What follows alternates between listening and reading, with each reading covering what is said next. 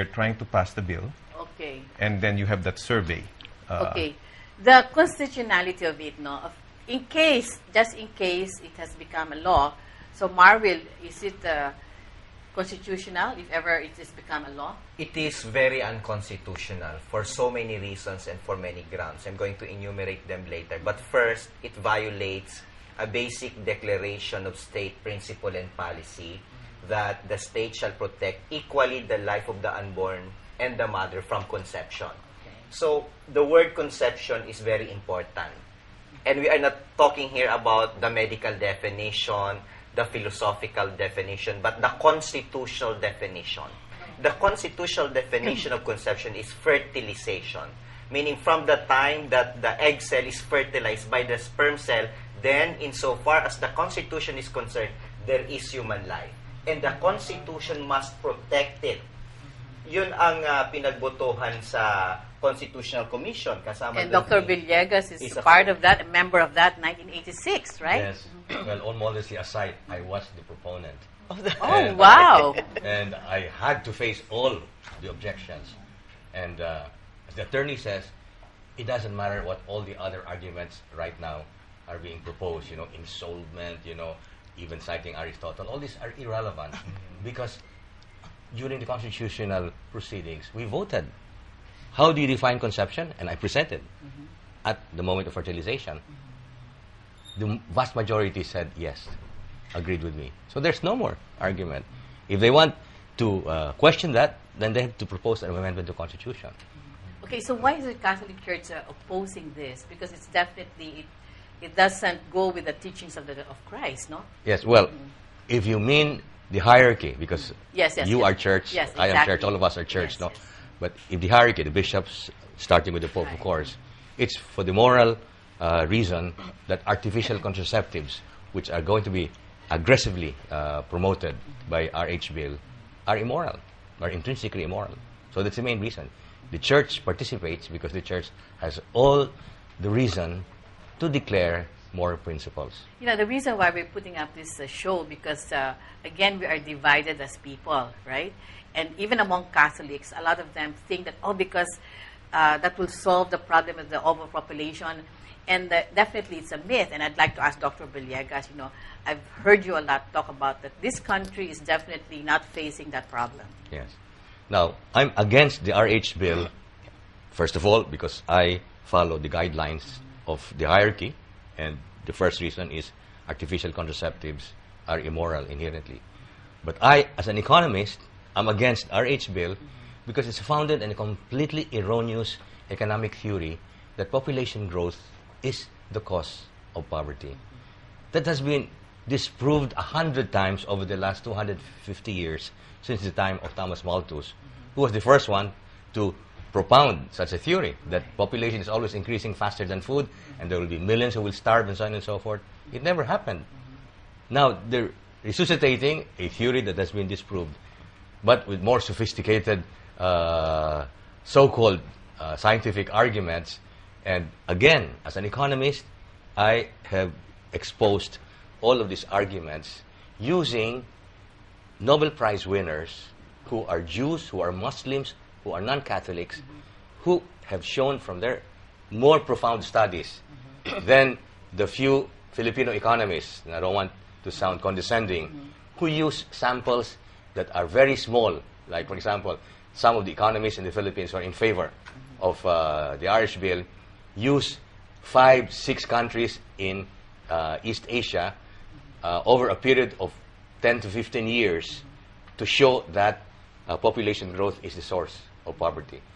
I cite, I repeat, Nobel laureates who study hundreds of years and hundreds of countries in their sample, and definitely any scientist would say the bigger the sample size, the longer the time series, the more dependable are the conclusions. Right. And I show them these evidences, but they still insist. But the proponents of the RH Bill saying that right now we have about 94 million Filipinos, and by 2005 it will go up to 120. I know. How can you argue with that? Alam mo, problema dito, hindi yung pagdami ng tao. Hindi problemang tao. In fact, ang ating ekonomiya ay consumer-driven. Kaya lumalagong ekonomiya sapagkat may bumibili at nakikita natin yan sa paglalagay ng maraming mall. Pangalawa, yung mga Pilipino pumupunta sa abroad yan.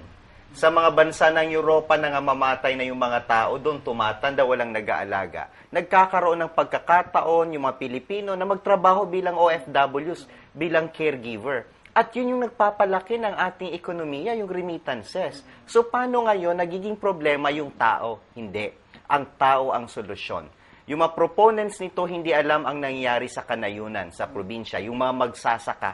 Hindi problema sa kanila kung nadadagdagan sila ng anak. Sapagkat yung karagdagang anak na yon ay tutulong sa pagsasaka. It's an additional hand to farm the land.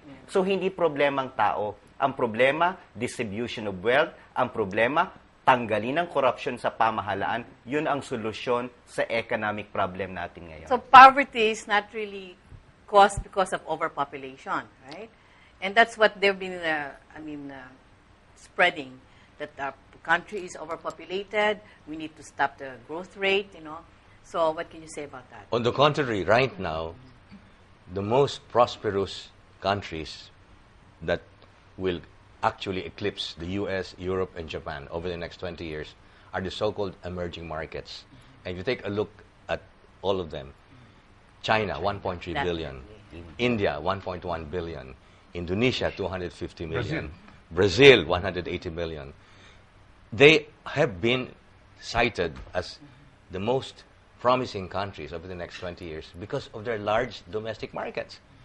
And the ones that are actually becoming more and more problematic from the economic standpoint are those that are very small in And you have a population. number of countries, Dr. Villegas, I'll add to that. Please. Such as Russia, which is now giving incentives to its citizenry Exactly. to increase the population of Russia.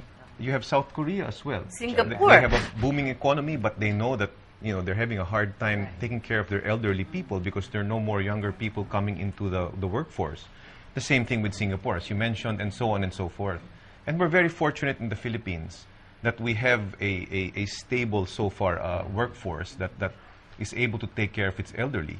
But if we change our growth rates, especially in this coming next few years, then we will be experiencing that hardship during our lifetime as well. We've been so blessed, because we've not been hit by the economic crisis Yeah, worldwide. Exactly. Right? Exactly. So I don't know why we have to rock the boat this time, right?